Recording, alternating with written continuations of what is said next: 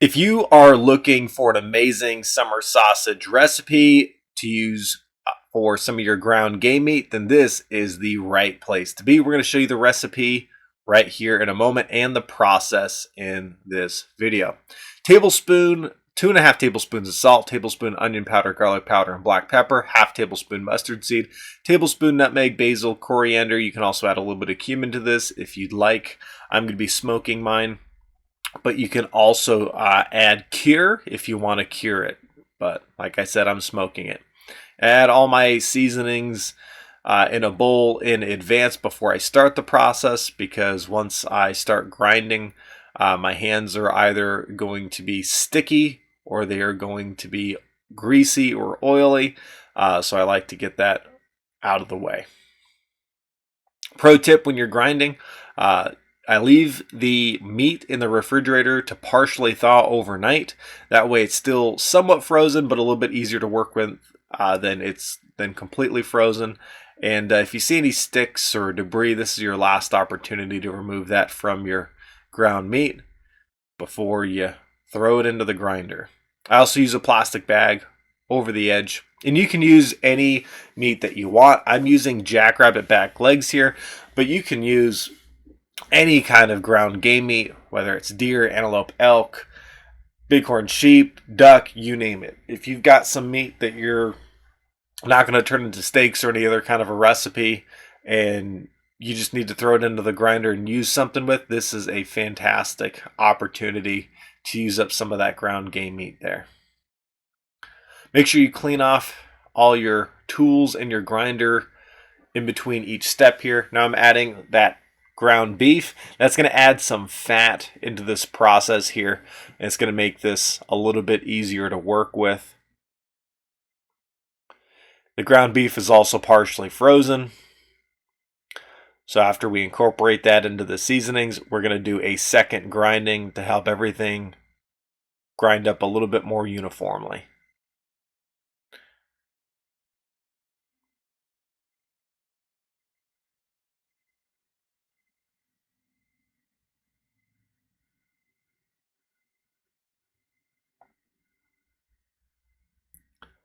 When we're done with this, we're going to put it in the freezer for another 2 or 3 hours. It's not essential how much time you put it in for. The goal is you're going to press the bag like semi-flat, and then that way you get a little bit of a crust of frozen meat with a kind of a gooey center of unfrozen meat that's just cold. It's still firm and easy to work with. Now, because all this meat is already pre-ground, you can actually take the meat out of the grinder. And even though it's not completely second ground, it's okay. It's not going to be the end of the world to add that into the ground meat.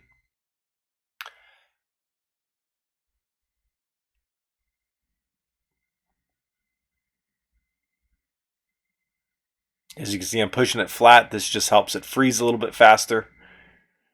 Give it a little bit more surface area. And now we're here ready to stuff. So I pre-wet my casings before I do this process here.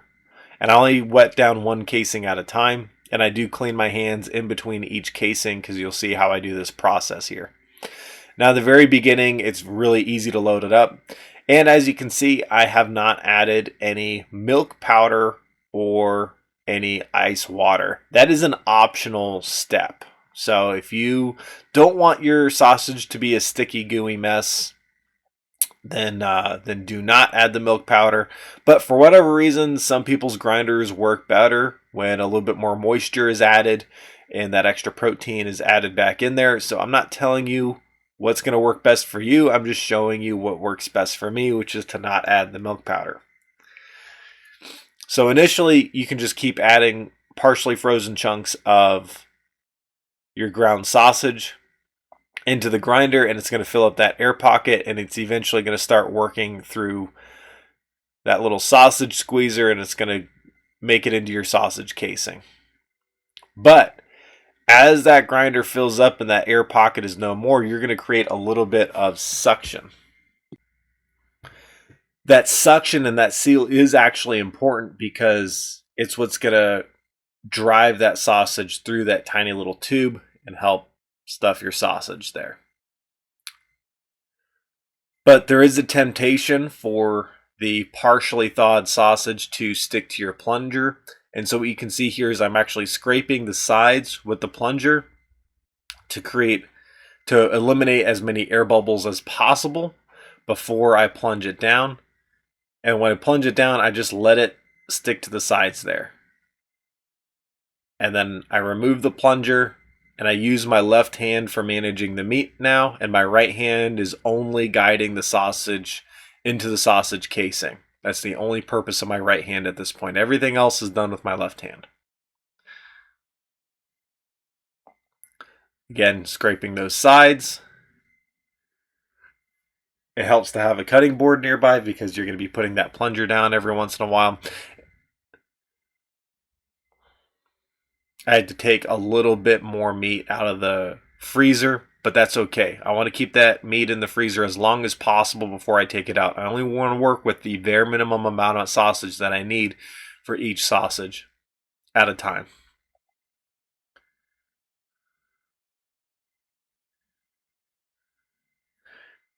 Because if you let this sausage warm up, it will be a nightmare. Another thing you'll see that I'm doing is I'm prioritizing on making sure that the sausage that is warmed up from touching the grinder or touching the chute or touching my fingers, I'm making sure that that is at the bottom of the grinder first before I add new frozen sausage into the grinder.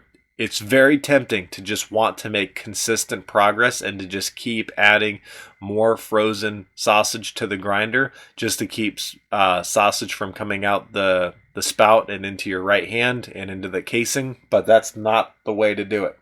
If you let any of that sausage warm up beyond about 35 or 36 degrees, it's going to be incredibly difficult to work with and you'll never get it through the grinder. So keep the warmer stuff moving down towards the bottom and only add a little bit of cold stuff when you're absolutely ready to push it through the grinder.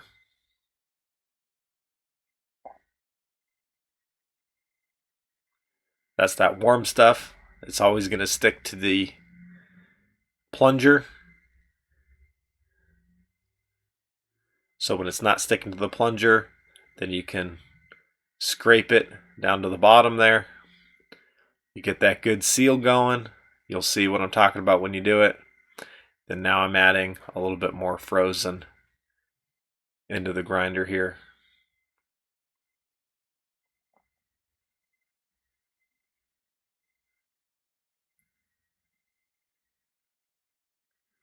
I'm washing my hands just real quick before I tie off that casing. It's important to wash your hands a lot during this process.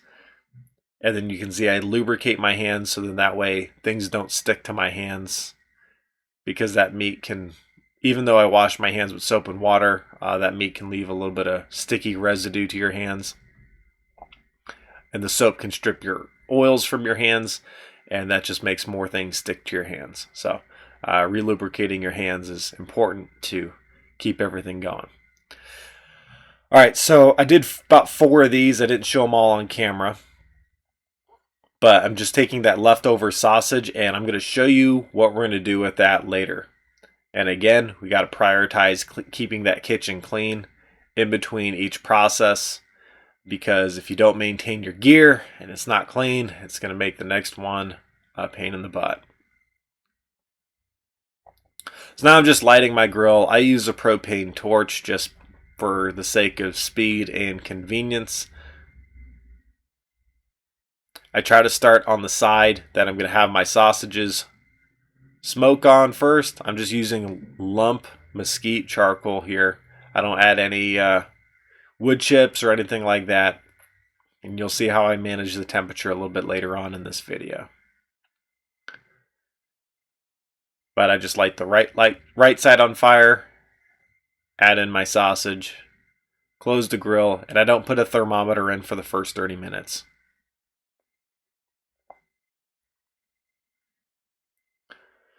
Okay, moving on to how we're going to use that leftover sausage here. And what we're going to do is we're going to make some Jimmy Dean style breakfast sausages.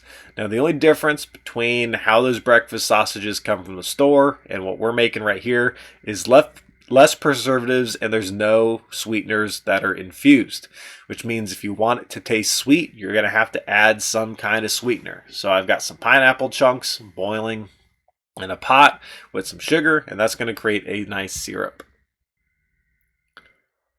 So we're frying these up on medium low heat. We're going to get about 5 sausages out of this. Oh, I'd say maybe 12 ounces or so of meat.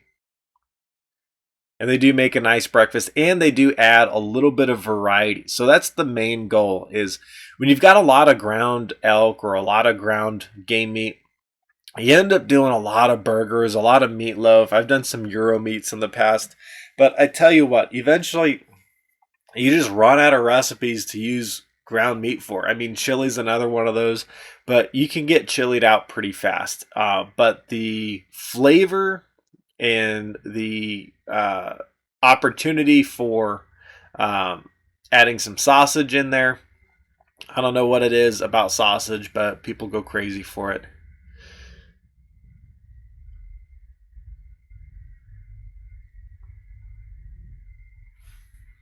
As you can see, we got a nice sear on either side of that sausage. That's because it's fairly dry. If we added milk powder and ice water to this, it wouldn't sear up quite as well too. So that's another reason why you may not want to add milk powder, is for cooking consistency, cooking time, cooking temperature. So a lot of these things are just personal preference.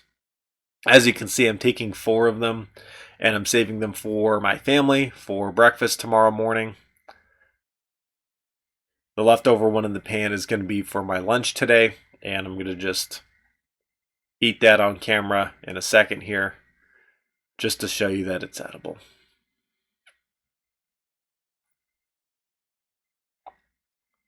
All I did there was crush up the pineapple to help it release some extra flavor. Again, that's an optional step. I don't keep maple syrup in the house, so whenever I want something sweet, I have to make my own syrup from scratch or make some kind of a jelly or a jam.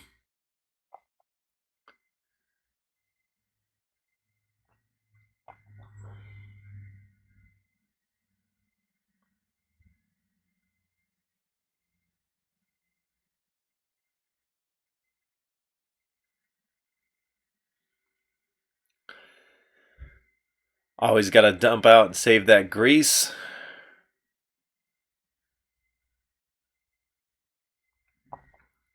Especially for reseasoning your pans in the future.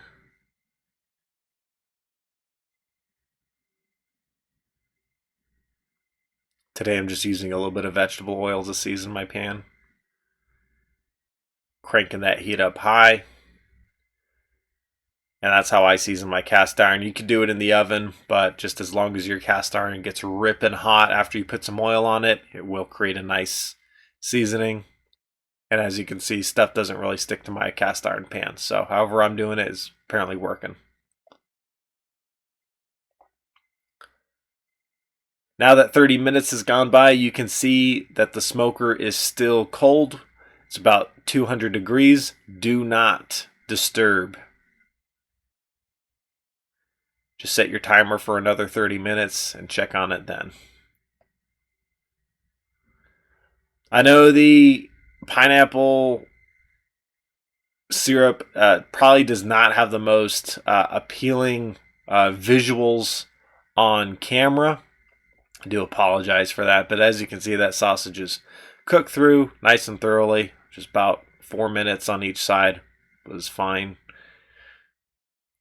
But that pineapple just has some amazing sweet flavor that it adds to the game meat, and there's no gamey flavor at all in this sausage here. So if you're ever worried about gamey flavors with guests, this is something that you could definitely introduce some game meat to somebody, and once they had it, they'd be like, oh my gosh, duck isn't so bad, or rabbit isn't so bad, or deer or elk isn't so bad. It actually tastes good. And then you can introduce something that's going to have more of that game flavor later on. Just so happens there we had a rabbit plate. All right, now that the temperature is over 325 degrees here, we're going to go ahead and start checking on our sausages. I use the mist setting on the hose to cool it off, and that's going to help create some smoky atmosphere. And I do rotate the sausages in this step just so that they cook a little bit more evenly and come up to temperature around the same time.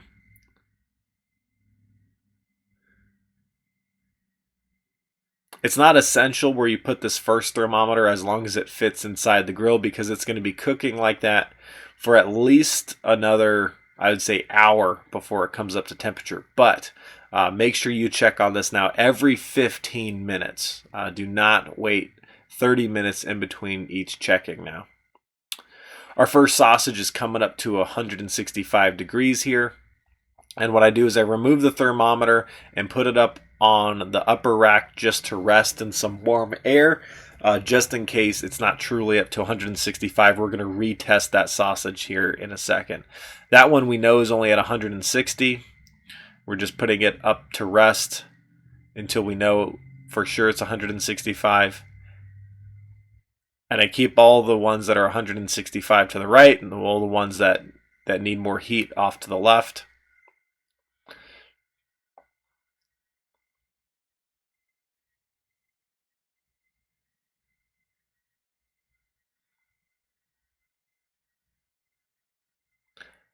And again, double checking each one with the thermometer to make sure that it's hitting the temperatures that I want. That one that was originally at 160 is now at 163. And inserting it from the center towards the center, like more in line, is a way more accurate way to measure these sausage temperatures. I throw some steaks on there just to show you what you could do with that leftover heat, because now the grill is ripping hot. It's way hotter than it originally started.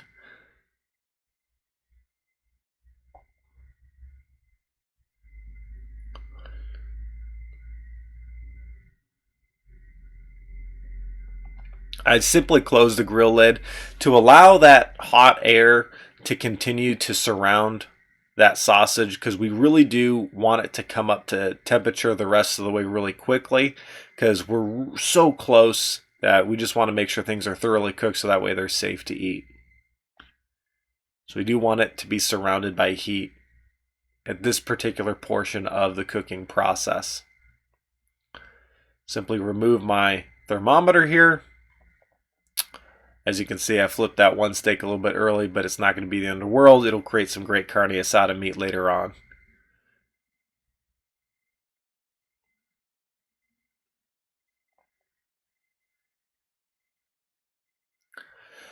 All right, moment of truth here, as we already showed in the beginning. That color is just amazing there. I mean, that looks like something that you'd buy at the store. It slices up real well. I thought I got some photography of it on a cracker with us eating it, but I didn't. So I'm just going to leave you here at the end of this video